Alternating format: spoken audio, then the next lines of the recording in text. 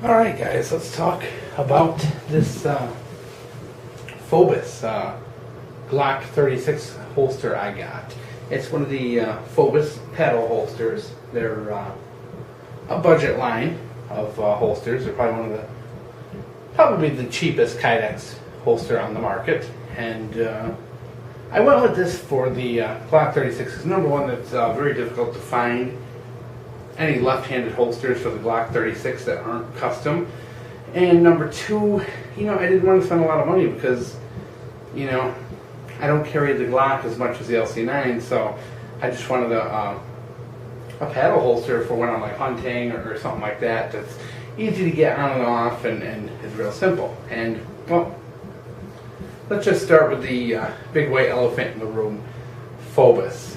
They have a bad reputation with these paddle holsters. A lot of people do not like them, and understandably so, but a lot of the reasons why people don't like them is because they don't understand how to properly use this holster.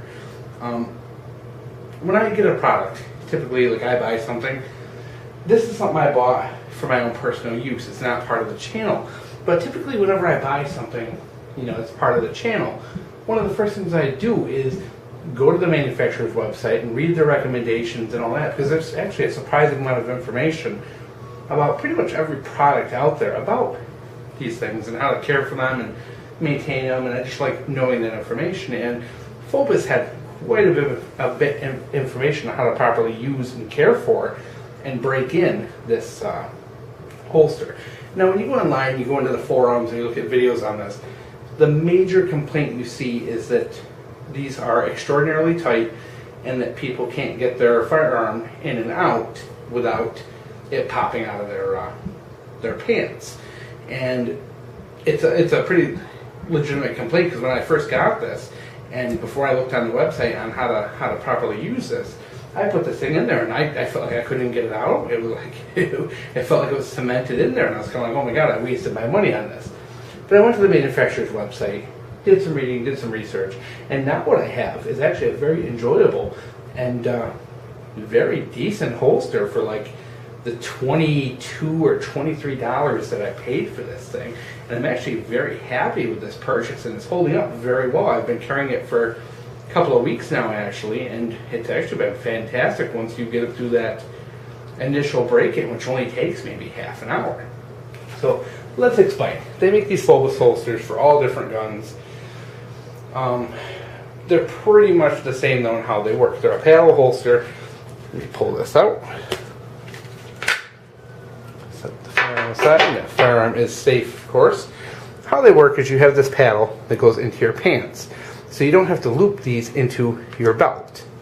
Directly, you can just slide them into your pants.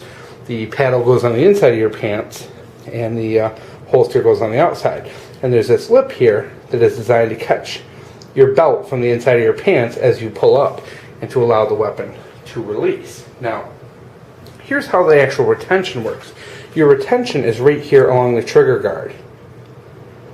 And how this works is, and a lot of people complain that there's no adjustable tensioning on these, but in reality these things are actually going to tension themselves quite well because they are so tight to begin with. They're actually going to come out and be just right once you play with them for long enough. How this works is, you see you got a couple of rivets here that hold this together, and here there's nothing holding it together, and you can see there's some flex there.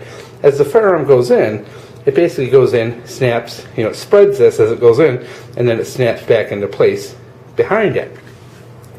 Now the problem is, most people go to pull this out of the holster, and just double check to make sure this is safe. What happens is, people put this in, as you can see it locks into place, and then they go like this.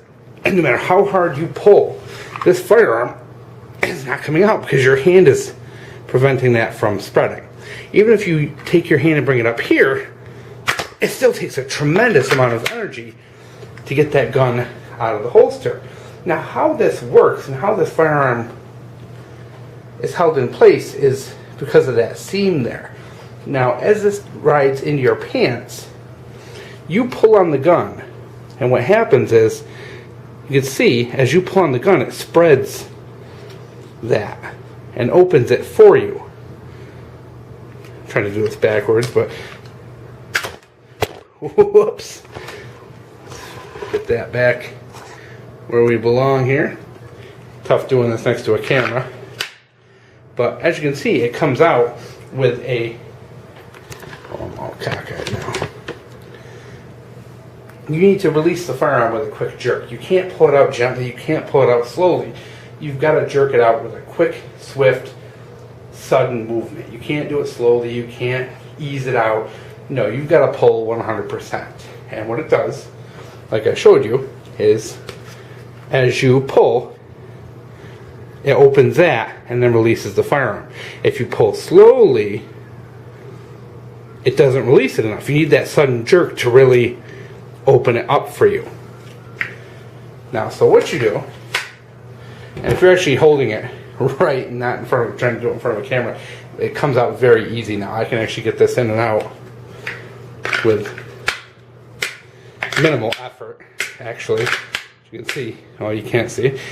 It goes in and out very easy. So, how do you get this to work like that? Number one, you need a good belt. You can't screw around and use like a cheap nylon Boy Scout belt. You've got to use a good, thick leather belt is what I recommend. I tried this with the nylon belt and it just doesn't catch as good. It actually slipped out a couple of times and started to come out of my pants. I switched over to my leather belt. I have a really thick, actually I think it's by maybe Carhartt, a really thick leather Carhartt belt, and it works terrific. It works with normal jeans and pants, you know, because it's a small enough belt. It's not a duty belt, but it's thick enough that it catches and has never popped out of my pants on me. The big problem people have is they're using those thin, like dressy leather belts or nylon belts, and they're not catching. So you do need a nice thick belt, and I recommend getting something like a Dickies or a Carhartt. Next thing you need, a little bit of gun oil. You're going to want to take a little bit of gun oil and spread it into this area here, and also a little bit maybe along where the barrel comes in.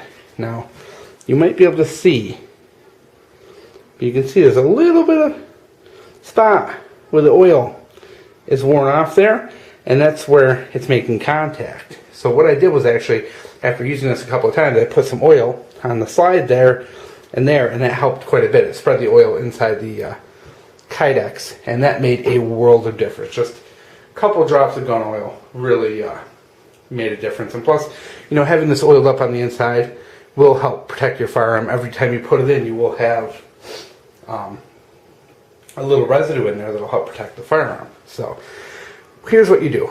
You're going to want to get this. Get your pants ready, get your belt on, put some gun oil in this. Put the gun in there and pull it and draw it like you would normally draw it, like 15 or 20 times. The first couple of times it's going to be rough. It's going to be, you're going to have to really pull hard. After 4 or 5 times, it's really going to soften up on you. 10 times, the thing's going to be like a whole new holster. You get to that 15 to 20 range, and it's actually going to draw really, really nice. Take the gun, put it back in the holster, leave it overnight. Come out the next day, do the same thing again overnight. You know, it's going to settle a little bit, but it's going to be easier that second day. Do it again. 10, 15 draws. By the end of that second day, the gun, the holster is as broken in as it's going to get. And then basically what I do is about once a week or so, I've been applying a little bit of oil into that spot because it does dry up. So I put a little bit of oil there, but even when it's nice and dry, it still comes out nice and easy. You know, as long as you're drawing it correctly in. See, if you don't do it right, you pull at an angle, you pull weird, you're just not going to do it. But I get it off camera, I can actually draw it at a straight angle, and it comes out just fine. So these Fobus, they're cheap, they're budget, they're inexpensive. But you know what, if you're willing to take the time to break it in, and you're willing to learn to draw from it properly, they're actually a really decent product, and allow you to have a nice extra holster for $22, $23. And if you're a lefty like me, it's a big deal because it's very difficult to get left-handed holsters, and you know, it breaks the bank when you always have to constantly be buying custom holders for your firearms. So having a cheap Fobus option like this is actually quite nice. Alright guys, let's talk about this Fobus Glock 36 holster I got. It's one of the Fobus paddle holsters. They're a budget line of holsters. They're probably the cheapest Kydex holster on the market. And I went with this for the Glock 36 because number one, it's very difficult to find any left-handed holsters for the Glock 36 that aren't custom. And number two, you know, I didn't want to spend a lot of money because, you know, I don't carry the Glock as much as the LC9, so I just wanted a paddle holster for when I'm like hunting or something like that. That's easy to get on and off and is real simple. And well, let's just start with the big white elephant in the room, Fobus. They have a bad reputation with these paddle holsters. A lot of people do